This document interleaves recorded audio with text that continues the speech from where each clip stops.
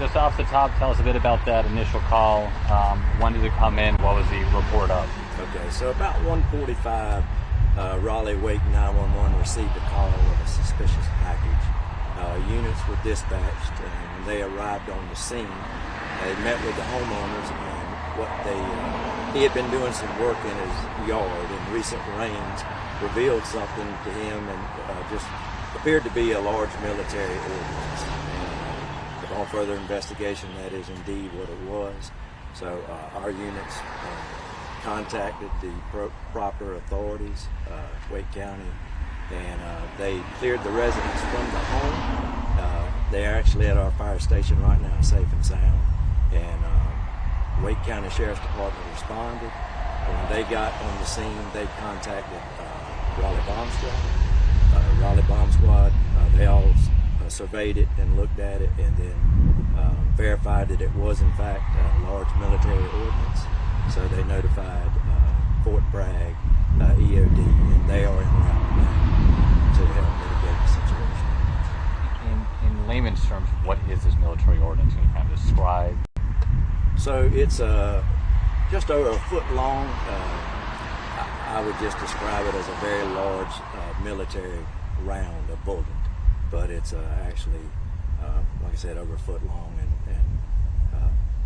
appears to have been out there a while, but it is still something that you want to be very cautious with.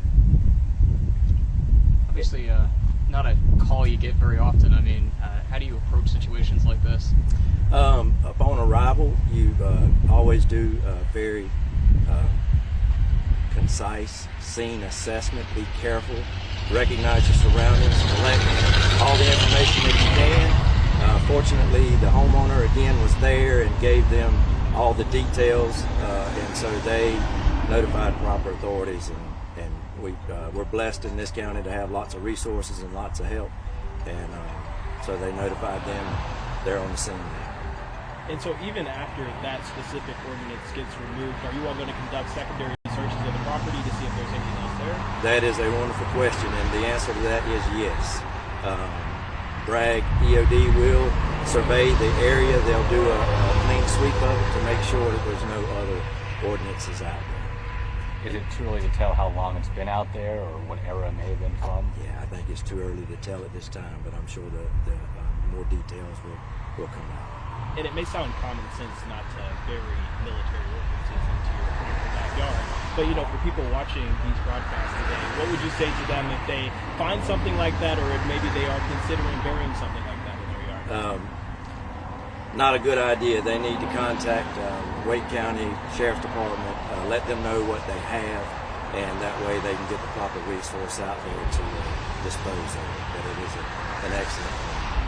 Forest Hill Road remains open at this point, so our understanding doesn't seem as if any other nearby properties are being evacuated. What's the discussion or thought process about potentially expanding that current scene, that perimeter out? So they are bringing in, I guess, the necessary equipment to dispose of it.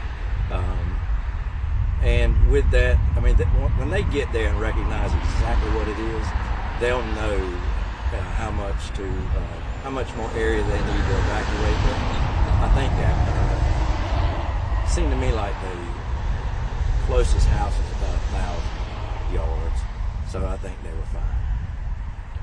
In any time frame on how long it may take for the Fort Bragg crew when they get here?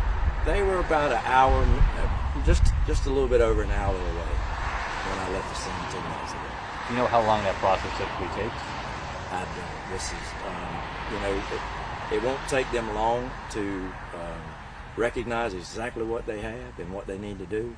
Probably the longer will be doing a clean sweep and clearing that property to make sure there's no more. One interesting point was they actually called Intel called further back to see the history of that home, who lived there, what they did, if they were military or if they were involved in anything and have any reason to have any other military ordinances and stuff there. So I thought that was neat to see that process work.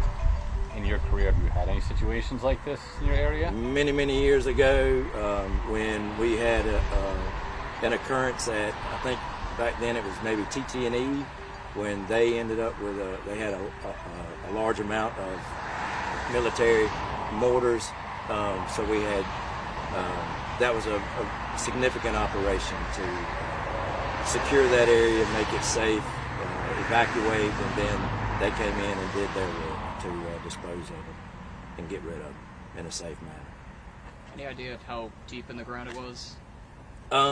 You know, he was doing some work out there, and the recent rains sort of helped reveal it, so it wasn't too far underground. I'm estimating maybe 6-8 inches underground. Can you say and spell your first and last name for us on camera?